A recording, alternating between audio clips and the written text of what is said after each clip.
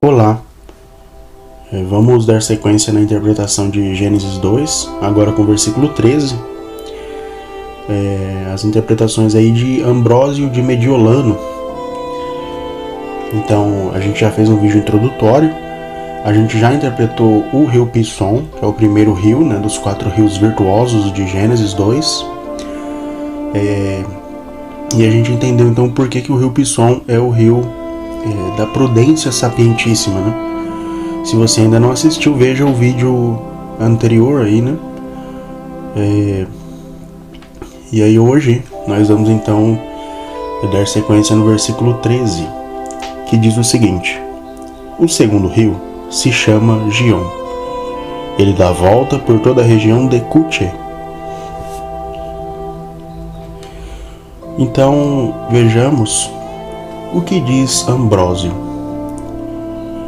O segundo rio é Gion, pelo qual, quando peregrinavam no Egito, foi estabelecida a lei dos israelitas, de que deveriam partir do Egito e, tendo cingido os lombos, deveriam, como sinal de temperança, participar de um cordeiro.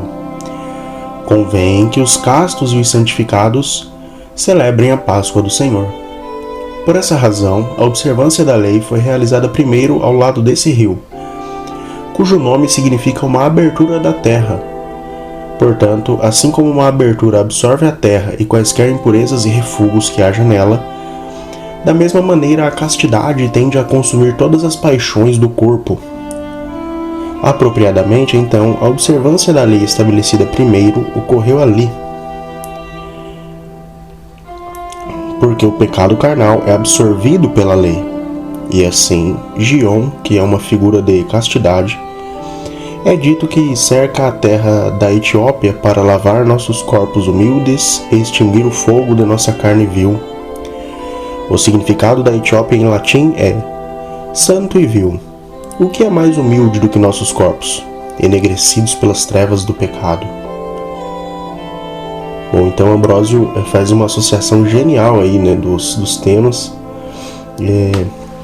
para encontrar, né, o significado do rio Gion. Então é muito interessante, né? Eu tentei fazer um resumo aqui destacando as principais ideias e a conclusão é óbvia, né?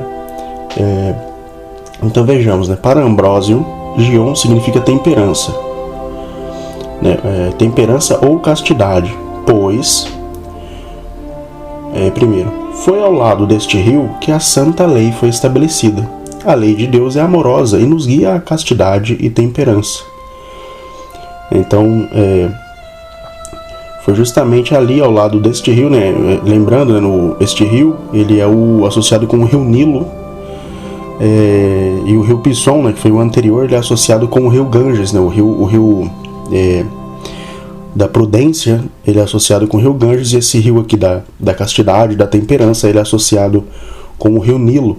E foi justamente ao lado do rio Nilo que a lei de Deus foi estabelecida, né? E a lei, ela é amorosa, ao contrário do que muitas pessoas possam imaginar. A lei, ela não é algo rígido que para o seu malefício, né? Não, ela é para o seu benefício. A lei, ela é assim, você a observa inicialmente por obrigação, mas depois de um certo tempo, observando-a por obrigação, você passará a observá-la naturalmente. Então esse é o intuito de toda a lei. A lei, ela não é para subjugar aquele que está debaixo dela, ela é para ensiná-lo, né? Ensiná-lo até que aquilo se torne natural e ele pratique o bem, ele seja casto naturalmente, né? Então a lei de Deus é uma instituição amorosa, né, para conosco, né, suas criaturas. Bom, então Gion significa temperança, pois, agora 2, né, a Etiópia é banhada por este rio, assim como aquele que é santo e vil, ou seja, aquele que é vil devido às máculas da carne, porém santo, pois mortifica as paixões da carne. Este é banhado e nutrido por Gion, o rio da temperança. Então todo aquele que evita as paixões da carne, né, ou segue a lei, que é uma consequência direta de seguir a lei, ele é nutrido por Gion, o rio da temperança. Bom, terceiro, né? O Gion significa temperança, pois, terceiro, Foi ao lado deste rio que se instituiu a celebração da Páscoa, e o Cordeiro Libertador foi imolado para a passagem do povo de Deus. Então foi justamente ao lado do Nilo também, né, na fuga do povo de Deus do Egito, que o Cordeiro Libertador foi imolado para a passagem do povo de Deus. 4. Apenas o Salvador mortificou as paixões humanas perfeitamente.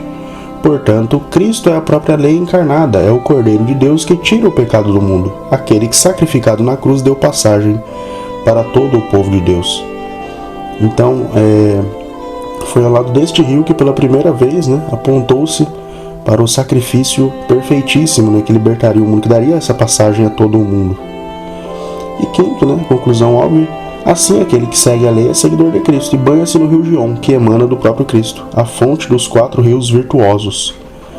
Então aquele que se banha neste rio Gion, que tem sua origem, né, os 4 rios eles têm sua origem no próprio Cristo, que é a sabedoria eterna de Deus. Então é aquele que se banha no rio Gion, assim como aquele que se banha no rio Pison, banha-se no próprio Cristo, né? E mais especificamente aqui aquele que segue a lei, né? Aquele que mortifica as paixões, segue a Cristo e portanto banha-se na sabedoria de Cristo, né? E torna-se assim uma pessoa virtuosa.